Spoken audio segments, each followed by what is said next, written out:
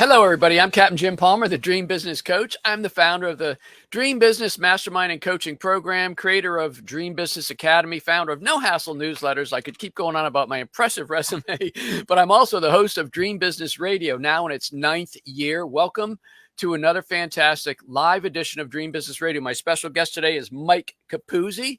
Just to let you know, Stephanie and I are in Georgetown, South Carolina. We're about halfway home between the Keys and the Upper Chesapeake Bay, so we're making good progress. Hopefully we'll be there in early June. That's what I was just filling Mike in on.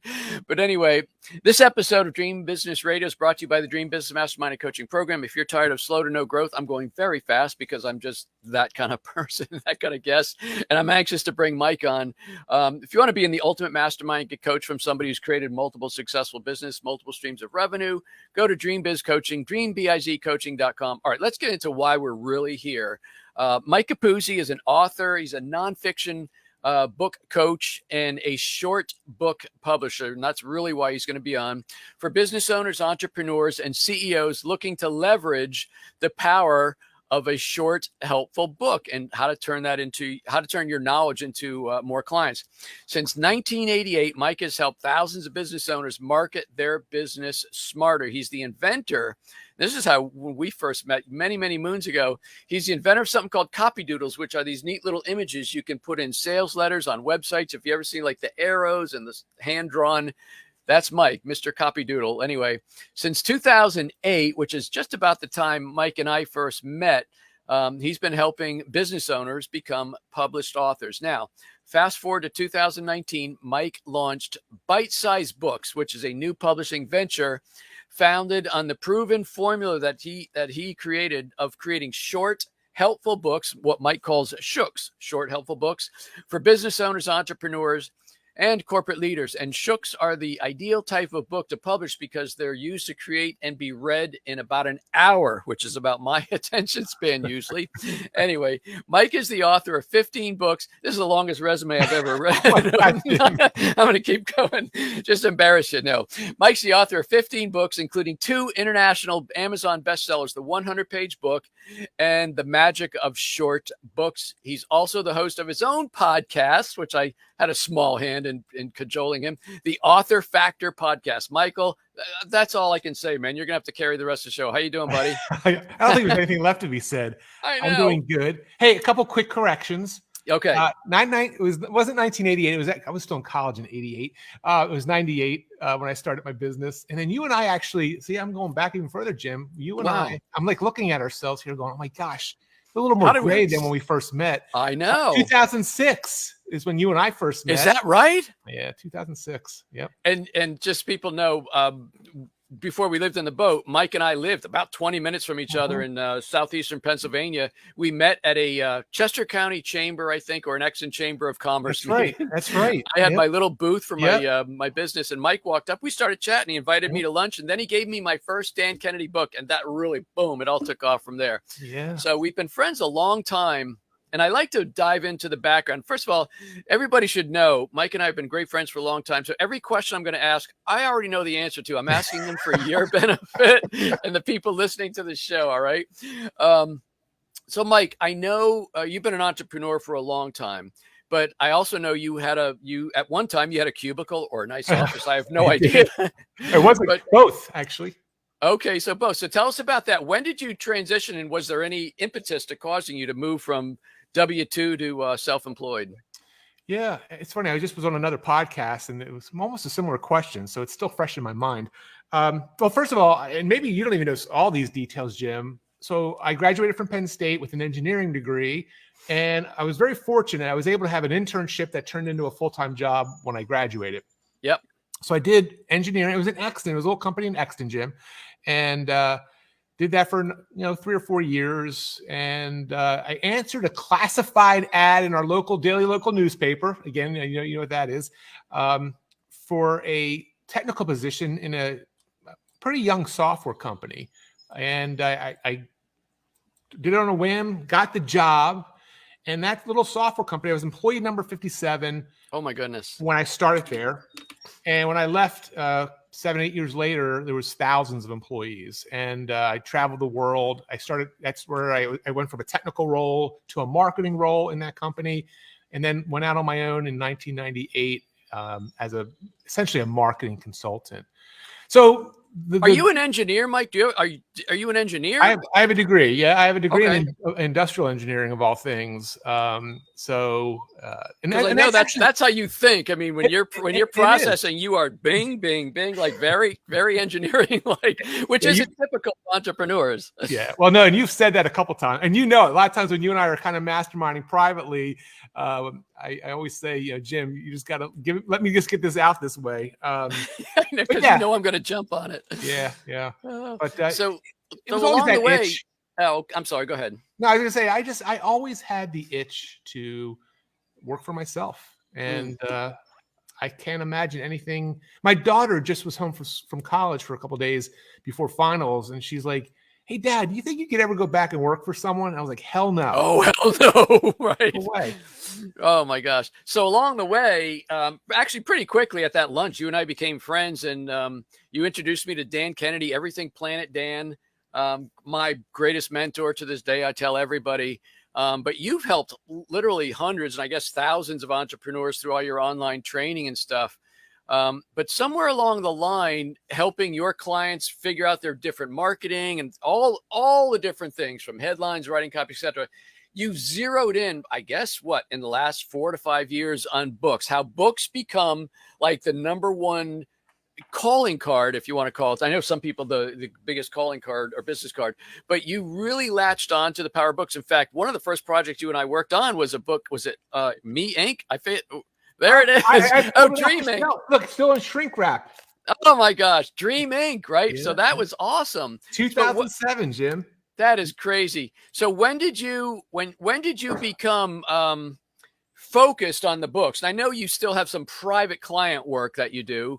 People still reach out to you, but you've really zeroed in on books, at least for the last 3 or 4 years, I think. Yeah.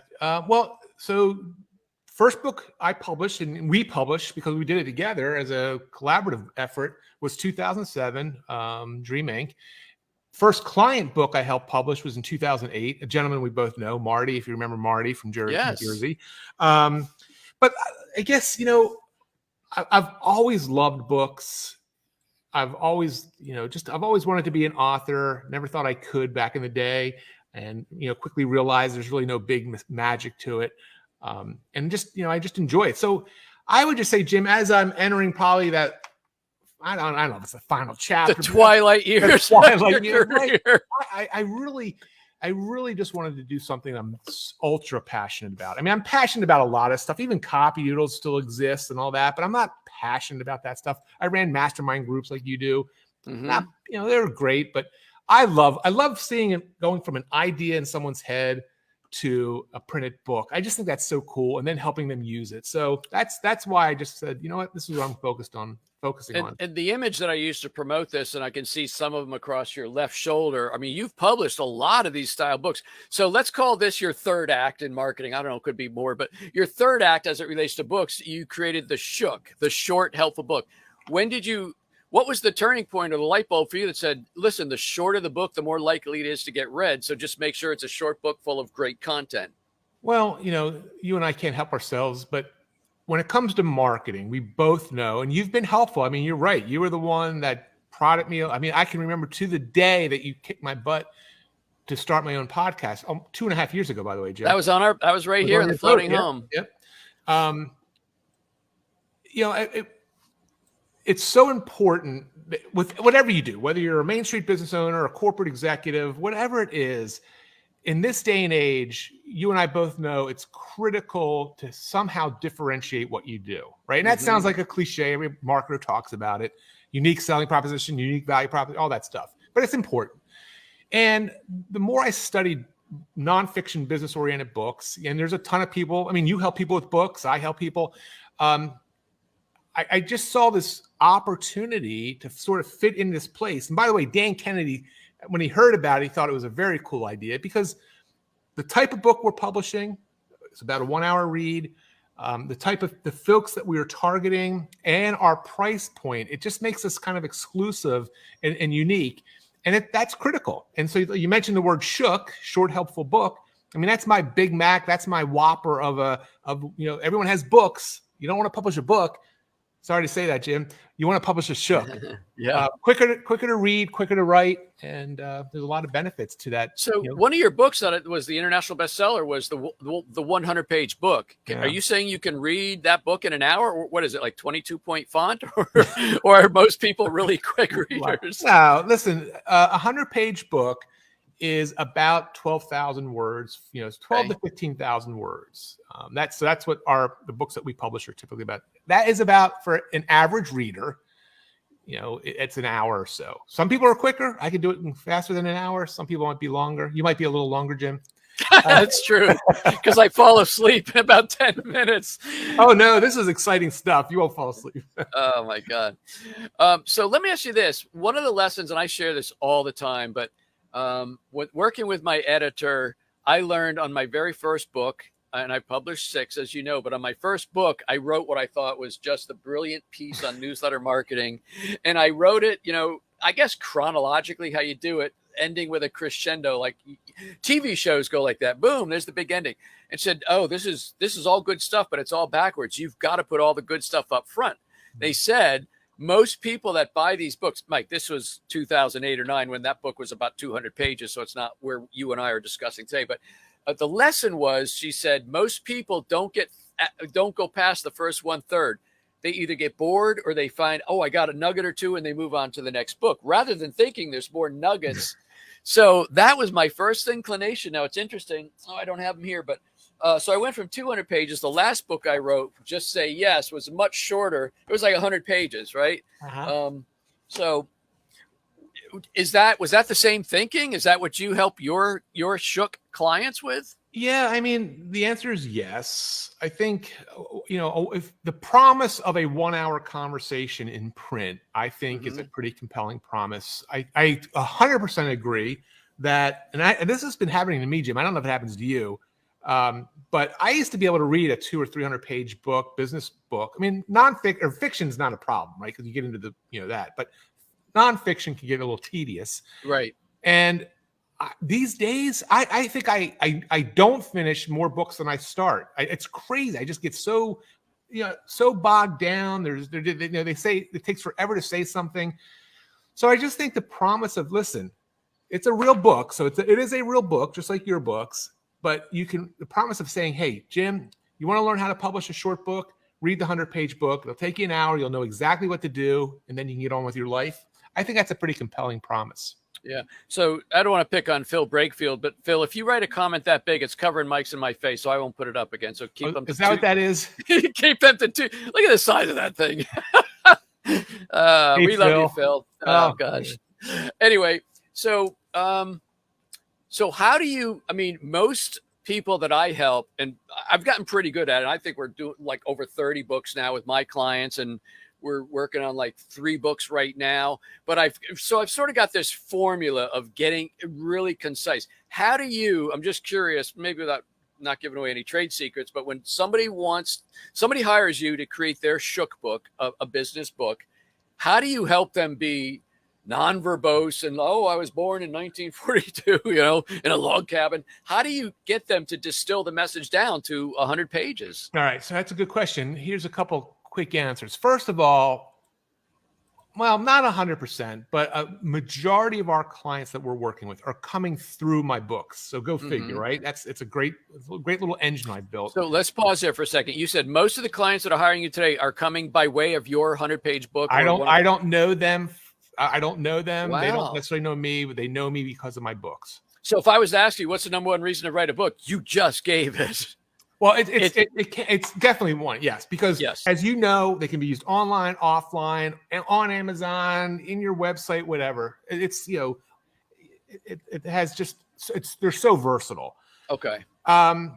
So they're already, kind of the only reason they're reading my books is they've been attracted to this short book promise. Then they read it because now they're, obviously it's a direct response style book. So I'm telling them, hey, if you're interested, book a call with me. So they're now booking a call with me. They're already in the mindset of, I want to do a short book. So that's the first thing, right? Now, you're right.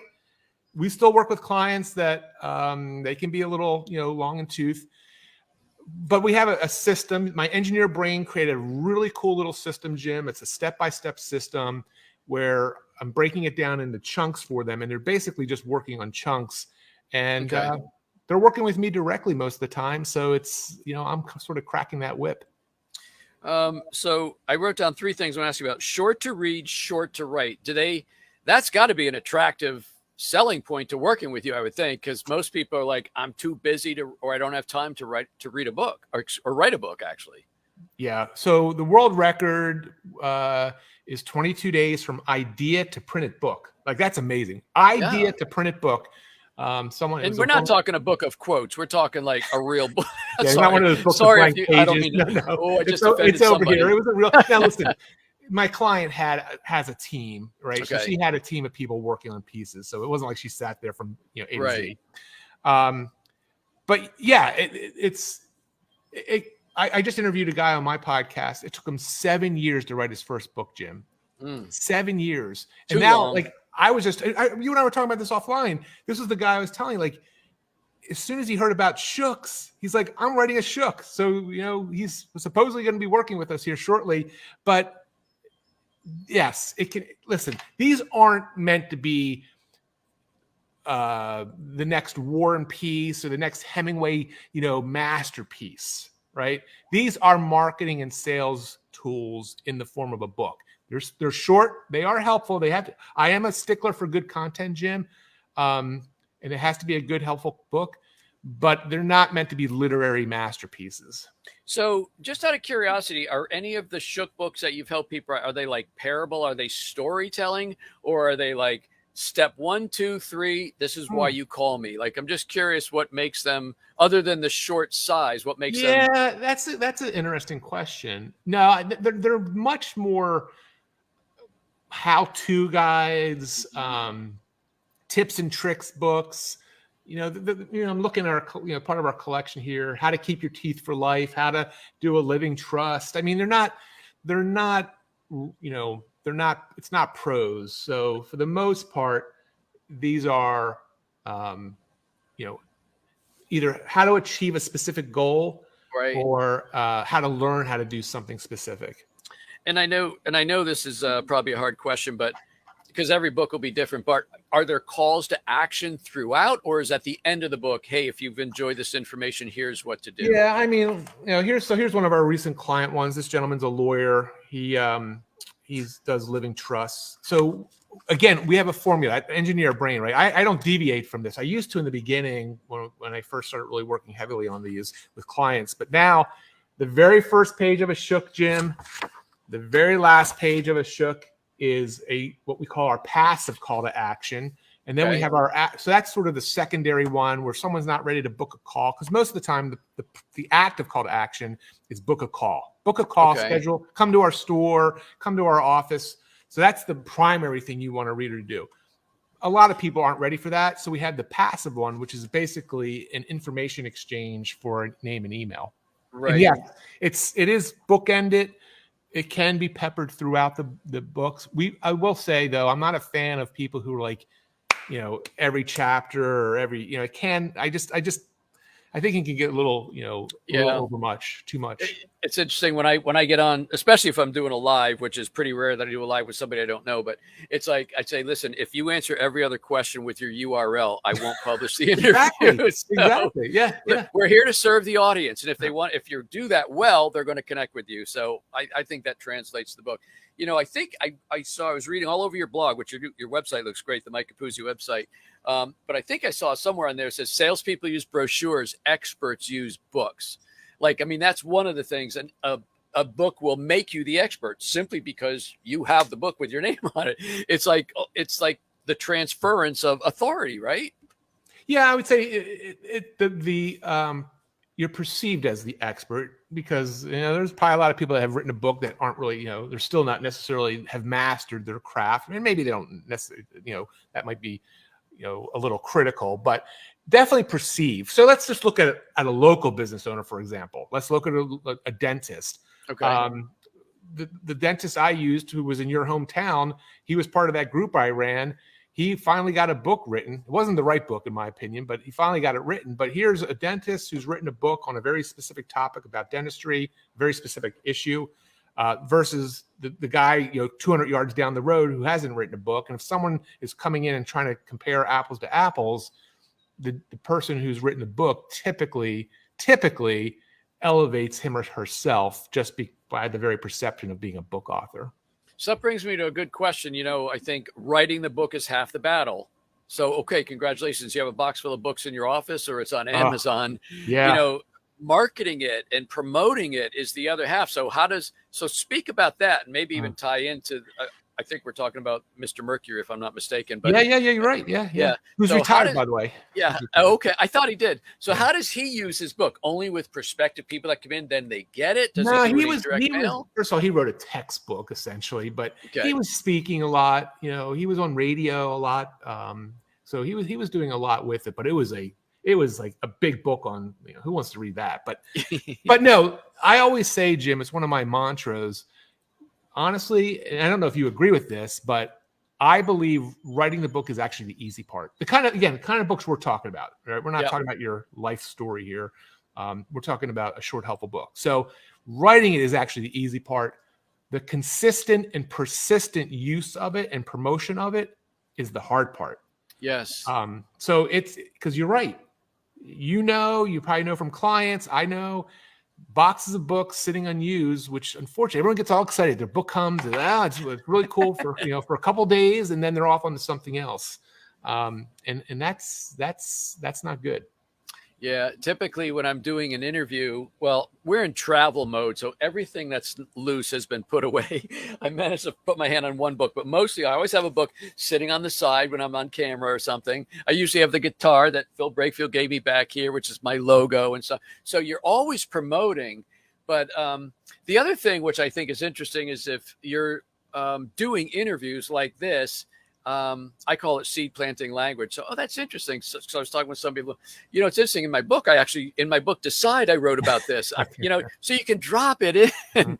I mean, it is a skill and an art to do that, by the way. So anyway, what else do we want to talk about? I know that, I'm curious about your thoughts on being a bestseller. This is one of those things you're either in that camp or you're not. Yeah. I don't think there's a wrong answer. To me, you're the guest. What do you think? Yeah, so it's a good. I like it because I'm going to give you sort of the Capuzzi answer. So first of all, there's different bestsellers, right? And honestly, in my opinion, it's all BS. I don't care if it's New York Times or Amazon. It's all BS, right? Yeah. The days of like an organic, you sold a ton of books and now you're organically and because of the value of the book. Now, again, it can still happen, but now, having said that, and I poo-pooed it in a lot of my early shooks on shooks, I poo-pooed it.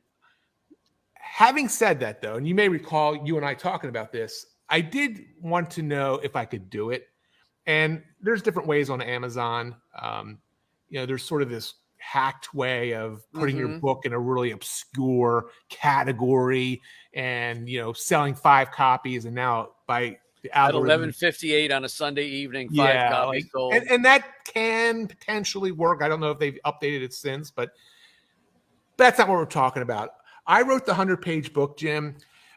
Everything from the cover, the words on the cover, to everything I did on my Amazon book page was very, very strategic. I researched, I took courses, I read other books. And it turns out that book was my first number one bestseller in print and Kindle.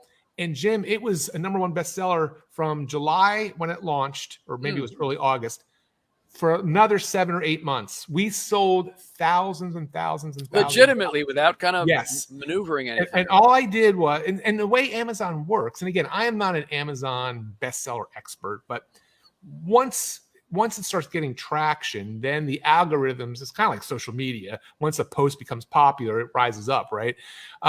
Same with books on Amazon. A apparently. Once it gets traction and Amazon sees people are buying it and other people are, it goes up. So, and by the way, that was with very, very, very little ad spend. So in my mind, it was very organic. I think you helped me promote it in the beginning. I had some joint venture partners mention it was out there. I still have a healthy, email list. And it just sort of took off. And then here, real quick, and then I'll shut up. Okay. The Magic of Short Books, which I wrote 2 years before that book, the 100-page book, because I was selling so many copies of the 100-page book, people were buying the Magic of Short Books, and that became a bestseller. So I didn't do anything on that one. And it just because, people, how Amazon does the suggested, hey, if you're interested in this, read this. So yeah. Anyway, so yeah, it allows me to add the title, which is what people are looking for. But so how many Shook books have you done for various business owners? We're up to over 130. Wow. So on your blog, MikeCapuzzi.com, again, it's a great website, tons of information. One of your blog posts was called "A Direct Mail Package Guaranteed to Be Open." Yeah. And in there, just on the image, I actually didn't read the whole thing, but it showed the Main Street author book. So it's about, tying back to my question about once the book is done, that's the easy part. How many do you suggest? I wonder how many of your clients actually send the book out as part of a prospecting, whether it's cold calling, if you want to call it that, or somebody who initially inquires about you and then you send them a package. Well, the smart ones do for sure, right? Yeah. Because if your book's sitting in a closet, it's not doing anybody good. But no, a lot of our clients have funnels, if you will. Or have, they have an office or a place of business that people come to. So it's on display there. But yeah, they're for the most part, they're, and that's sort of the bare minimum, right? To get it out there. Now I will tell you, and I don't know if you and I talked about this, but especially for the local business owner, Jim, one of the best things he or she can do is, find a couple strategic partners in their community. So the dentist, the health-oriented dentist, finds a yoga studio, a health food store, and a chiropractor. And he, ask them to put copies of his book or her book on display in their office just to give away. That can work really well for the local business owner. I mean, the language that we learned about, I guess, from Dan Kennedy was shock and awe, right? I mean, that's what we're talking about, a shock and awe package that includes your book. Or do you ever have people just send books? I've suggested a couple of my clients that have really high-end clientele. I said, take your book, autograph it, and gift wrap it with high-end quality paper, and then FedEx that to them with a note on top of that. In other words, use paper that, might be, $25 a roll instead of $1 a roll. You know what I mean? So does it always have to be a shock and awe, or can it just be the presence of getting a present, I guess? No, listen. So right off the top of my head, 3 quick ways, and I should go grab it. We have a new shock and awe one. I don't even think you've seen it. I call them wow kits. So I can't just call it shock and awe. I got to call it a wow kit. But so we have those for clients typically, or a really good, a high-end prospect that I want to make that investment in. Then, so that's one. So it comes in a custom printed box. Everything's sort of laid out. You've seen them. That's one level. Another level would be one step down, which would be just we have some really nice metallic padded envelopes that fit our Shooks perfect. So that'll go with the cover letter. And then the other way, Jim, which is really smart for if your book's on Amazon, I just did this for a client. I sent her a copy of my book from Amazon, in a gift wrap. So in Amazon, you buy the book, I put her address in, I paid for it. I'm a Prime member, so it's going for free. And I put a little note, and I put it in a little wrapper. They allow you to do a gift wrap. They gift wrap it for you? Yeah. Oh, and cool. The cool thing there is, and that's on my blog too. I showed the example of a couple years ago what the version looked like. But what's cool about that is, who can resist opening up an Amazon package? Yeah. Nobody. That's awesome. So we got about 2 minutes left. I want to squeeze in maybe one more question with 2 parts. So let's talk about pricing. So you put your book on Amazon and paperback and Kindle. I still go with $19.95 for paperback. Just that's the price. But what about Kindle? I mean, it's digital download, but when is it too cheap? It must be a sales letter in disguise. And when is it too much for a Kindle book? Do you have any thought on that? Well, first of all, I've never priced any of my books at $19.95. Listen, the only reason I'm on Amazon is because it's a search engine, and I don't want anybody. I'm more concerned about people not buying my book because, oh, I don't want to spend $19.95. So Okay. we priced our printed versions at like, But aren't like 60 or 70%, 80% of the books like digital download or Audible, right? Yeah, well, and even our own sales, Kindle. So mine are Kindle, print, and then audio. So I have a couple books that are in audio format, but Kindle far and away exceeds it. I mean, listen, my Kindle books are not yet. I do go the lower route only because I want it to be, I don't want price to even be an issue. Just buy the damn thing, read it. And so the 100-page book that you be a bestseller for weeks and months, what was the Kindle price for that book? $1.99. Oh, really? Wow. Yeah. Well, that's awesome. It wasn't like honestly, I wouldn't have priced it like that. On it. I'm not retiring. And that's the other thing, by the way, right? It has nothing to do with making money. It has nothing to do with making money. That's not the goal at all. And any client that even suggests that, I convert them to think no. Yeah. But so we do $1.99 typically for Kindle and $5.95 for print. So it's just it's the minimums that Amazon sets typically for their system. Well, the host learned something because I never would have thought you priced them at $1.99. And I don't know if that, honestly, if that's actually a very good strategy. So my hat's off to you. It is off to you. I don't know where to have, but if $1.99 gets the book in somebody's hands, and because it's a shook, they actually read it, and you're getting new clients. Man, hey, everybody, we just completed the circle, so that's a good time to end the show. Yeah. That was right there. Boom. That was the light bulb moment, right? Well, everybody's chiming in here, but I can't put you up, especially if you're Phil. I'm not putting your comments up. So, Michael, I gave your MikeCapuzzi.com, but do you have a website for Shook, or do you want everybody to go to Mike Capuzzi? Yeah, I mean, and bite-sized books, bite-sized D with a D at the end of sized books.com, and you can actually read The Magic of Short Books right there on the homepage. It's an online version. You can get that and read it. But yeah. Very cool. Michael, thank you so much. Great connecting with you. At some point, I hope to replace this friggin' expensive part and get back to the Chesapeake Bay. We'll be up there sometime. Yeah, I'll see you soon.